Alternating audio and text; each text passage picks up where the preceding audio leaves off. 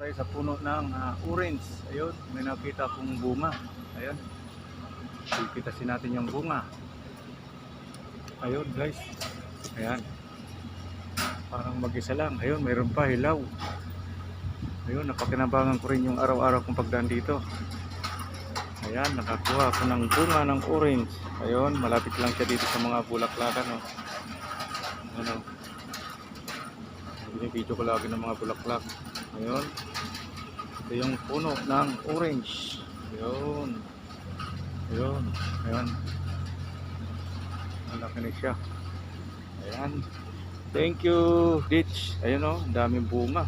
Oh, ayan, ang bababa lang nila, talagang abot kamay lang. Kaya hanggat nandito ako sa kampo at padandaan ako dito palagi, ako ang unang makakatikim ng mga hinog nito. Ayan guys, at ito ang halaman, napakaganda. Oh, ang daming bulaklak. Ang ganda ng kampo ng aking nalipatan, talagang maraming punong kahoy. Ayan, ayan, yan ang mga punong kahoy. Ayan, hanggang dun yan sa dulo. Kaya nakakaaliw dito maglakad. Ayan, ang mga klaseng puno to, pero prutas din to. So wala pa kasi siyang bunga, kaya hindi ko alam kung anong puno. Pero parang rambutan siya guys, parang rambutan. Puno ng orange. Ayan o. Ayan, wala siyang bunga. Doon lang talaga, nakachimpo lang ako. Kasi tago yung lugar na yon. Mayabong yung mga dahon. Bunga pa rin ng dates. Ayan. Actually, malapit na rin siyang ano eh. Oh. Diba? Diba? Oh. Yan, pag nahinog yan, ako yung unang makakatikim dyan. Kasi ako yung araw-araw na dumadaan dito. Ayan guys, napakababang puno, pero ang daming bunga. Ayun, kamakin mo. Nagpapakahirap tayo dun sa mga matatas na puno. Samantalang dito, oh, ang daming bunga. Oh. Diba? Sabi ko sa inyo, ako manginginabang yan. Ayan guys, yung puno ng bayabas. Ayun, lumalapit na naman ang dahon. Kasi pinipitas nila yung talbos kasi iniinom nila. Ayan, kasi birang-bira lang, ano, parang nag-iisa lang tong puno ng bayabas. Ayun, pero wala talaga siyang ano, bayabas. Oh. Ayan, dahon ng bayabas. Oh.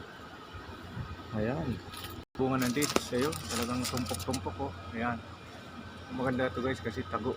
Ayan, ako pa rin ang kukuha niyan.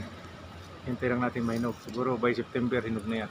So ito nga pala guys, puno na to. Kung matatanong niyo, ito yung pinakita ko sa inyo sa una kong vlog na mayroong mga putol-putol na tinatanim sa lata. Yung mga sanga na yan, kaya pinuputol nila yung sanga. Ayan, kasi yung mga kaputol ay tinatanim nila, pinatutubo nila sa mga lata. At pagka tubo na sa kanila, tinatanim uli ng separate at individual. Yan guys, aming misol or kainan. Ayan, paikot din ang ditch. Ayan o, paikot ang ditch dito hanggang mga tabi ng kampo. Ayan, ayan, daming bunga. Ayun, orange. Ayan, ayan, dami ng ditch. Talagang tinadtad nila ng puno. Ayan, daming bunga. Wala tayong kahirap-hirap magpitas dyan. Pag nahinog yan, ayan, lalaki ng bunga nito. Ayun, ang lalaki ng bunga. Ayan, kagandahan dito, nasa likod lang ng kwarto ko. Kasi ito na yung kwarto ko. Ayan ito na yung kwarto ko guys. Diba? Ayan, napakainam. Ayan, pay. Ayan, dito na ang ating palatandaan. Nandito na tayo sa ating kwarto. Ayan, ang aming tanlad. Ayan, saka nagtanim ako ng alugbate. Ayan, medyo nabubuhay na. So ayun guys, hanggang dito na lang. Maraming salamat. Thank you sa panunod.